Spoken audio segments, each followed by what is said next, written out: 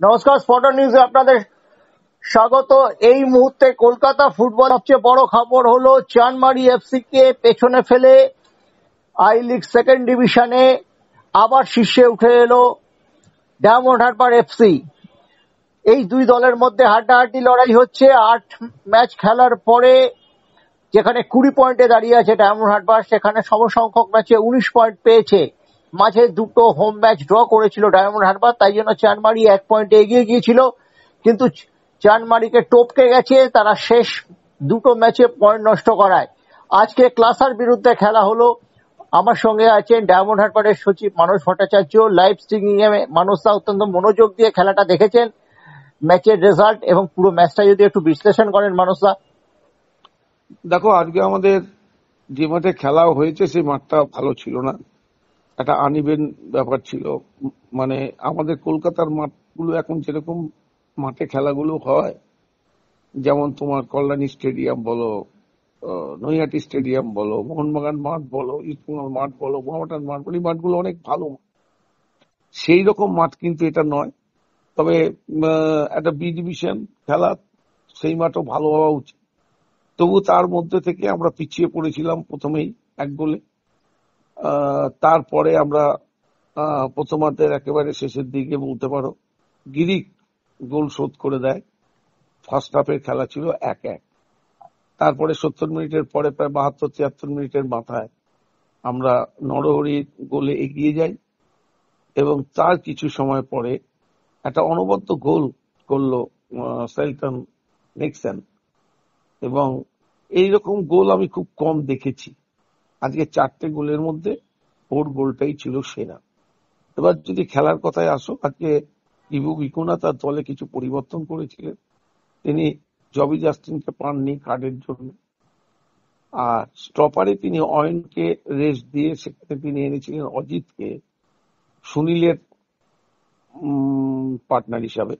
ওরা দুজনই স্টপার খেলেছে, আর দুটো সাইড ব্যাক আমাদের যারা রেগুলার খেলে তারাই আজকে খেলেছে, এবং দুজনই অনবদ্য ফুটবল খেলেছে।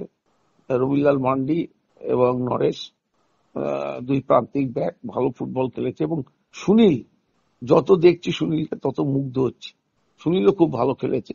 অজিতকে পরে রেস্ট দিয়ে সেখানে বিক্রমজিৎকে আনা হয়েছিল, কারণ এই মাঠে পাসিং ফুটবলের থেকে একটু লং বলে খেলায় বেশি শ্রেয় মনে করেছেন কিবু ভিকুনা। উনি এটাই করেছেন, এবং বল সেইভাবেই তিনি বাড়াবার চেষ্টা করেছেন। আর মাঝ মাঠে আমাদের মোহিত ছিল সুপ্রতিভ হাসদার সাথে। সুপ্রতিভ একটা ফাইনাল প্লেয়ার, এই মাঠে খুব একটা অসুবিধা হচ্ছিল ওর, সেখানেও একটা তিনি চেঞ্জ করেছিলেন। দ্বিতীয়ার্ধে যখন তিনি গানি এবং সেল্টনকে আনলেন, দলটা কিন্তু একটা দারুণ জায়গায় পৌঁছে গেছিল। গানিও অনবদ্য ফুটবল খেলেছে। তবুও আমি বলবো আজকে যা ম্যাচ হয়েছে তাতে আমাদের পিন্টু মাহাতা, গিরিক খুব দায়িত্বশীল ফুটবল খেলেছে, এবং গানি এবং সেল্টন আসার পরে দলের কিন্তু আক্রমণের ধাঁচ অনেক বেড়েছে। আজকের এই জয়ের সুবাদে আমরা শীর্ষতেই রয়ে গেলাম। আমাদের 23 পয়েন্ট হলো। আমরা দুটো অ্যাওয়ে ম্যাচ খেলেছি, দুটোতেই আমরা জয় পেলাম। আমাদের এর পরের ম্যাচটা অত্যন্ত গুরুত্বপূর্ণ, স্পোর্টিং ক্লুব দা গোয়ার বিরুদ্ধে, যেটা আমাদের গোয়ার মাঠে খেলতে হবে। এবং এই দলটাকে আমরা যখন কলকাতায় খেলেছিলাম, কলকাতা বলতে আমাদের নৈহাটি স্টেডিয়ামে, আমি এই দলটাকে দেখেছি খুব ভালো দল। এই দলটার মধ্যে যথেষ্ট প্রতিভাধর প্লেয়ার রয়েছে। সুতরাং এই ম্যাচটা আমাদের খুব ভালোভাবে খেলতে হবে এবং জয় তুলে আনতে হবে। আমরা ধীরে ধীরে আই লিগ বি এর শেষের দিকে এসে পৌঁছচ্ছি। আমাদের এখনো 7টা ম্যাচ বাকি রয়েছে। তার মধ্যে 5টা ম্যাচ আমাদের খেলতে হবে অ্যাওয়ে ম্যাচ, এবং 2টো খেলবো আমরা ঘরের মাঠে। সুতরাং এখন আমাদের প্রতিদ্বন্দ্বিতা কিন্তু খুব ফুলদারি হবে, কারণ অ্যাওয়ে ম্যাচ থেকে পয়েন্ট আনা হচ্ছে অত্যন্ত জরুরি ইবু ভিকুনার কাছে। এটাই কিন্তু আমরা এখন চাইছি যে আমাদের দল যাতে সবাই ফিট থাকে।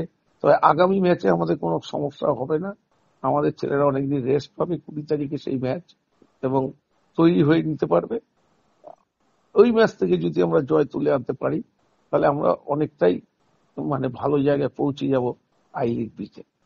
একদম মানসদা, স্পোর্টিং ক্লাব এই মুহূর্তে 3 নম্বর পজিশনে আছে তাদের সাথে অনেক পয়েন্টের ফারাক, যদিও তারা 8 খেলে 12 পয়েন্ট সংগ্রহ করেছে, কিন্তু লিগ টেবিলে তারাই আছে 3 নম্বরে। এখানে উল্লেখ্য প্রথম দুটো দল উঠবে আই লিগ।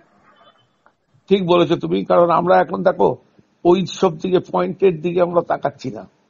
আমরা এখন একটাই আমাদের যেটা আমরা আনবিটেন থেকে, যেটা আমাদের এইটা চলছে গত বছর থেকে, কলকাতা লিগ থেকে আমরা যেটাকে ধরে রাখার চেষ্টা করেছি, নিশ্চয়ই আমরা সেইটাকেই মেনটেন করার চেষ্টা করছি।